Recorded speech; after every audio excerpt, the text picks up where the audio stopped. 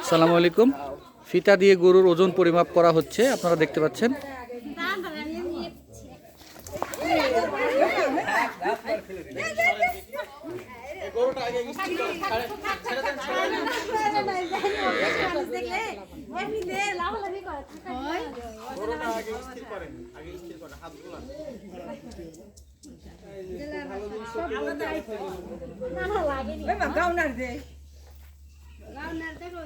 ওই লাফাচ্ছে 54 হচ্ছে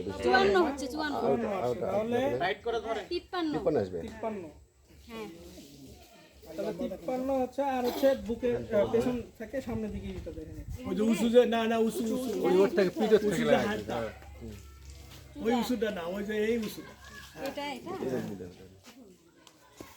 এর থেকে হেনা বলতে যে পায়ের ইয়া বলতে নিলেই হয় পায়ের এই উঁচু এই যে 32 এই যে হ্যাঁ 32 31 তাহলে কি ওই যে আসছে হ্যাঁ ওই যে পর্যন্ত নিলেই হবে 53 গুণন 53 32 আসবে গুণন ভাই, হ্যাঁ 32 আসছে 32 লাইন। আসছে না তাহলে 31 এটাতে ভাগ করতে হচ্ছে 660 136 কেজি 20 গ্রামের মতো